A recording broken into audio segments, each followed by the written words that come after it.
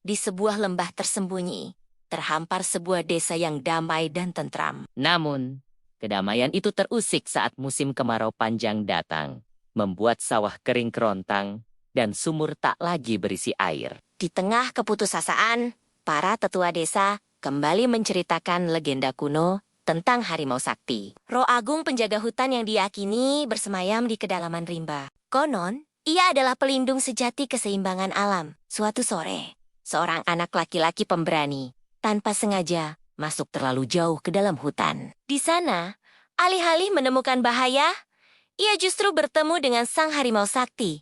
Dengan mata kuningnya, yang bijaksana, dan belang oroni hitam yang bercahaya magis. Harimau itu tidak menunjukkan ancaman. Sebaliknya, ia menuntun anak itu melewati pepohonan rimbun, menuju sebuah mata air tersembunyi yang berkilauan jernih. Kabar penemuan mata air ini membawa harapan baru bagi desa. Dipimpin oleh kepala desa, warga bergatong royong mengalirkan air ke desa mereka. Sawah kembali hijau, dan senyum kembali merekah di wajah setiap orang, terutama seorang ibu muda yang tak henti bersyukur.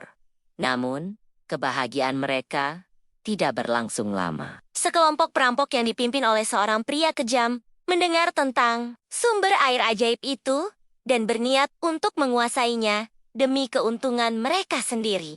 Mereka datang dengan angkuh, siap merampas apa yang bukan hak mereka. Tapi, mereka tidak menyangka seluruh desa telah bersatu. Dipandu oleh sang harimau sakti, warga desa tidak gentar. Saat malam tiba, harimau itu melompat ke depan, mengeluarkan auman magis yang mengguncang hutan dan membuat para perampok gemetar ketakutan. Serentak, warga menyalakan obor, menciptakan lautan api yang mengepung para penjahat. Terkejut dan kalah jumlah, para perampok lari tunggang langgang, tak pernah kembali. Setelah malam yang menegangkan itu, kedamaian kembali ke desa. Mereka mengadakan upacara syukur untuk berterima kasih kepada hutan dan sang harimau sakti. Dari kejauhan, harimau itu mengawasi dengan tatapan puas sebelum akhirnya menghilang kembali ke dalam kabut hutan, melanjutkan tugasnya sebagai penjaga abadi. Kisah ini menjadi pengingat bagi generasi mendatang.